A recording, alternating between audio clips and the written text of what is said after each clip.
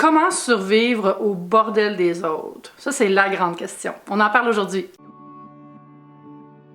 Bonjour, c'est Eve, j'espère que vous allez bien. Aujourd'hui, on fait une autre vidéo dans ma série pour transformer sa vie en douceur. Aujourd'hui, on va parler de comment survivre au bordel des autres. Par bordel, j'entends bien sûr le désordre, hein, les choses qui sont partout en pagaille, l'accumulation de biens, d'objets et tout ce qui fait qu'on étouffe un peu chez soi. Moi, je suis quelqu'un qui parle beaucoup d'organisation dans la vie, soit sur mon blog et sur cette chaîne.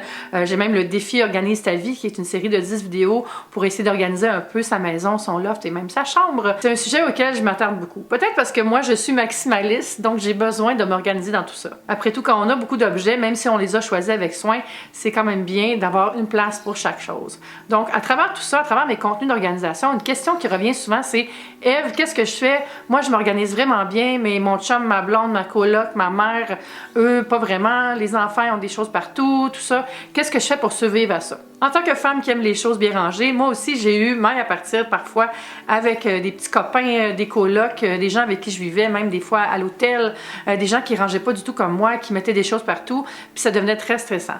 Par contre, je ne vais pas voir ça comme un défaut, parce qu'on est simplement différents. Je suis certaine qu'il y a des gens moins ramasseux qui pourraient se plaindre de moi, puis de mon espèce d'obsession, que tout soit rangé. Tu sais, j'arrive à l'hôtel, moi, avec des amis, puis c'est sûr que je défais ma valise, je mets les choses en ordre, mon petit coin est tout fait sur ma tablette dans la salle de bain. Pour la personne qui m'accompagne, peut-être que cette personne-là, ce qu'elle aime faire, c'est mettre des choses partout. On dirait que sa valise, elle a éternué dans la chambre, là, mais c'est ce qui est rassurant pour elle. Donc, on a juste des langages différents quand on vient à comment habiter. Puis ça peut être stressant pour quelqu'un qui n'a pas tendance à s'organiser, d'être avec quelqu'un qui, il ou elle, ressent beaucoup ce besoin-là, de tout avoir en ordre, que tout soit accessible, bien classé, bien en ordre, bien droit. Donc c'est vraiment différent, les besoins sont différents. Comment on fait pour concilier ça? Je ne sais pas vraiment comment je suis devenue aussi organisée, d'ailleurs, comment ça s'est développé. Peut-être que c'est en prenant de la maturité.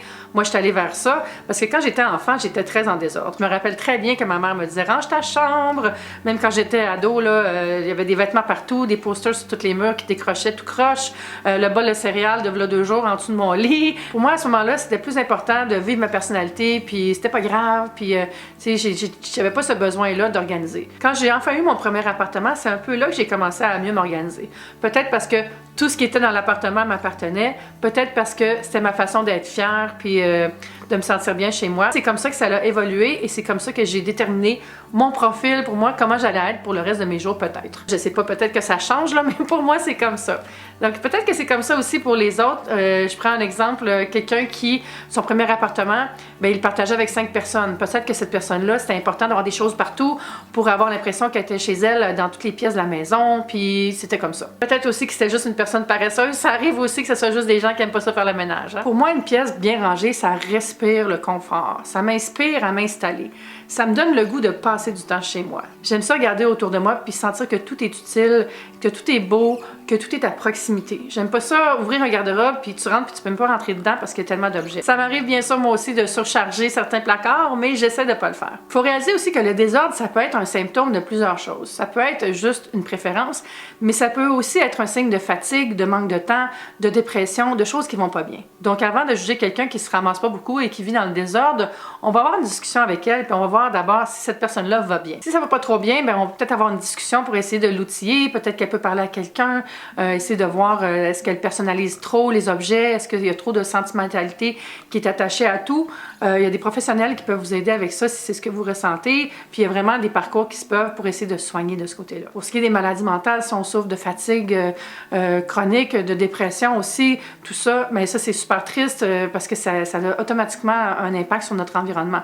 Donc il faut aller chercher de l'aide pour essayer de se soigner, c'est pas toujours facile, je sais, mais en ayant un peu de soutien de ce côté-là, on va arriver à aller mieux, puis à plus se ranger, à avoir un environnement qui est plus agréable. Ça, c'est une grosse parenthèse parce que je veux juste qu'on prenne pas l'habitude de pointer du doigt les gens qui sont en désordre parce que c'est pas nécessairement de leur faute. Aussi, on peut être très désordonné et avoir une zone de désordre qui nous fait du bien. Là, je pense à mon père. Mon père, dans son sous-sol, si vous descendez, il y a des piles et des piles et des piles de magazines, de photos, des clippings, des choses à lire plus tard. Et ça, c'est tout organisé, mais désorganisé. C'est-à-dire que c'est plein de piles, c'est des monticules, mais c'est très très droit. Lui, il sait où est-ce que tout va, il est bien là-dedans. À chaque fois qu'on va chez eux, il dit « Hey, j'ai fait baisser mes piles un petit peu, là on va voir c'est pareil comme avant. Parce qu'il en rajoute aussi quand il en enlève. En tout cas, moi, je trouve ça drôle, là. Tout ça pourrait exaspérer un peu sa compagne de vie, sa femme Josée, très gentille et très patiente, mais je pense qu'elle a appris à voir ça comme juste quelque chose qui lui fait du bien. Pour lui, c'est rassurant de voir les piles de photos de famille qu'il a toutes organisées, sur lesquelles il a inscrit toutes les petites notes, toutes les choses, les souvenirs que ça lui rappelle. Pour lui, c'est motivant d'avoir les piles de photos de voyage, les articles d'architecture sur lesquels il a travaillé, tout ça qui l'entoure. C'est une espèce de parc d'objets qui fait qu'il se sent bien là-dedans. Des fois, je me demandais si ma belle-mère, la très gentille et très patiente Josée, était bien là-dedans. Puis je pense que oui, parce que pour avoir eu des petites discussions avec elle, je pense qu'elle comprend que pour papa, c'est vraiment rassurant d'avoir tous ces objets-là autour de lui, dans le sous-sol. Mais je pense que c'est ça le compromis qu'ils ont fait, c'est qu'en se parlant, ils ont réalisé, OK, papa, il aime ça, mais ça va être juste dans le sous-sol. Papa, quand il descend dans sa cave, il y a ses piles de photos, toutes bien identifiées, classées, dans une grosse pile qui a l'air d'une pagaille un peu, mais pour lui, c'est rassurant parce que ça lui rappelle sa famille, les recherches qu'il a fait pour retrouver des gens. Puis pour lui, je sais pas, je pense que c'est super rassurant puis c'est quelque chose qui lui fait du bien. Tout ça m'amène à dire, la réponse, dans le fond, à comment vivre avec le bordel des autres, c'est d'avoir une discussion pour comprendre pourquoi il existe. Personnellement, là, moi, j'ai appris, après avoir négocié plusieurs terrains d'entente avec des petits amis, des colocs, mon frère, tout ça, qu'il n'y a rien comme parler pour arriver à une solution pour que tout le monde soit bien. Ça passe par quoi? Par la flexibilité et par les compromis. On va jamais arriver à ce que la personne en bordel se range enfin. Ça va pas arriver, c'est pas dans son caractère. On peut pas lui imposer notre caractère. On peut par contre discuter pour voir qu'est-ce qui peut être fait pour que nous, on soit bien aussi. Parce qu'il n'y a pas un des deux qui va gagner. Ça va pas non plus être ben moi je suis bien dans le bordel, ça va être le bordel ici. C'est pas fair. Donc il faut en parler, il faut arriver à un terrain d'entente. Ça marche aussi dans le sens inverse. Je vais vous donner une expérience que j'ai vécue en colocation. Moi quand je fais le lavage, les serviettes, tout ça, je les plie toutes bien, puis je les mets en ordre, de grandeur, tout ça. Puis j'ai une coloc qui faisait jamais le lavage des serviettes, puis elle les pliait jamais, elle le faisait jamais. Puis elle, j'observais dans sa chambre que c'était quand même un peu à l'envers, les vêtements tout croche. Donc elle, son langage d'organisation, c'était elle a besoin de voir les choses. Puis là, j'y avais parlé, puis j'ai dit pourquoi tu fais jamais le lavage? Elle a dit bah c'est bien trop compliqué de plier comme toi. Donc pour elle, elle le faisait pas parce que ça la stressait de se dire il faut falloir que ça soit parfait, il faut que ça soit plié parfait. Puis là, j'ai dit ben non, c'est pas grave, là, mets-les comme tu veux. Puis là, on s'est les deux parlé qu'on allait plier comme ça nous tentait chacun de notre côté les serviettes que tout le monde utilisait. Puis ça a été super après ça.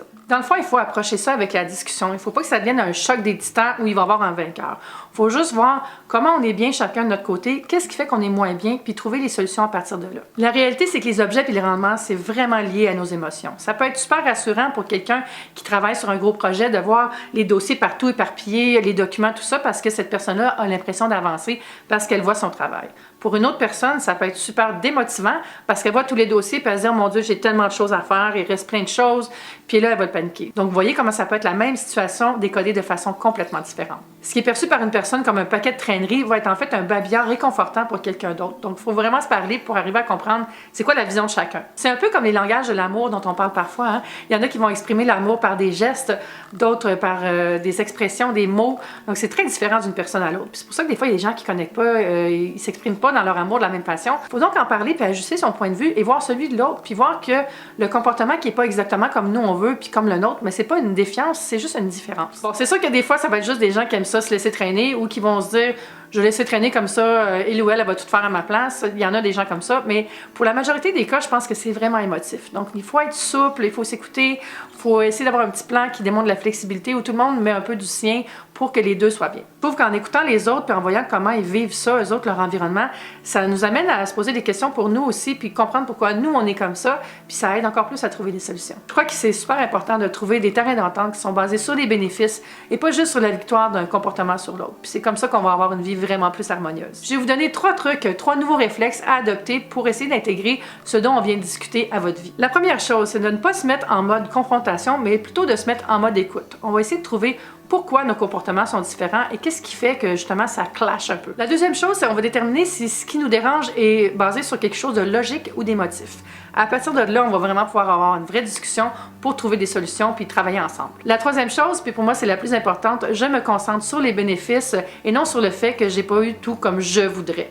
C'est super important de réaliser qu'on a fait du chemin, qu'on a avancé, que ça va aller mieux, puis pas juste sur le fait que j'ai gagné. Pour l'idée ludique pour cette vidéo-là, on va jouer à inverser les rôles. Donc si vous êtes du genre à vous ranger beaucoup, pendant une journée, faites l'inverse. Vous arrivez chez vous, vous mettez votre manteau par terre, vous jetez vos clés sur le bureau, vous allez vous prendre à manger, vous laissez la vaisselle sur la table, vous allez brosser vos dents, vous laissez le tube de dentifrice ouvert sur le comptoir, puis vous réalisez à la fin de la journée que vous n'êtes pas morte, que c'est pas grave, vous dédermatisez tout ça, ça peut arriver. Et si au contraire, vous êtes genre, vous laissez traîner un peu, mais pendant une journée, faites une journée d'effort qui va plus haut que votre propre nature. Ramassez vos bas sur le divan, allez mettre dans le panier de linge sale, remettez le bouchon du shampoing sur le shampoing, allez partir le lave-vaisselle et ranger la vaisselle. Vous allez voir aussi que vous n'allez pas avoir vraiment d'inconfort. Le grand inconfort, je pense, qui arrive beaucoup pour vous, c'est que vous pensez trop au fait qu'il faut faire le ménage au lieu de le faire. C'est pas vrai ça? Je pense que c'est vrai. Si vous avez aimé cette vidéo-là, j'ai un livre complet qui s'appelle Tellement Swell, le petit guide pour transformer sa vie en douceur, disponible chez les libraires, sur leslibraires.ca aussi, en ligne. J'ai eu tellement de plaisir à l'écrire pour vous, ce livre-là. C'est plein de beaux exercices. Je vous donne beaucoup de témoignages de ma vie aussi. On essaie de s'améliorer ensemble. Ça m'a fait beaucoup de bien de l'écrire, puis j'espère qu'il va vous faire beaucoup de bien aussi. Si vous le lisez, venez me dire un petit commentaire. J'aimerais beaucoup savoir votre avis. Si vous avez des idées de sujets à me suggérer, laissez un commentaire sous la vidéo. Je vous remercie beaucoup si vous êtes joints à moi en vous abonnant. Il y a beaucoup de nouveaux abonnés suite au début de la série. Je suis vraiment contente que vous soyez de la partie maintenant. Si vous ne l'êtes pas encore, vous pouvez toujours le faire en cliquant sur le petit bouton rouge. J'ai aussi les liens vers tous mes médias sociaux sous la vidéo. On se dit à bientôt. Bye!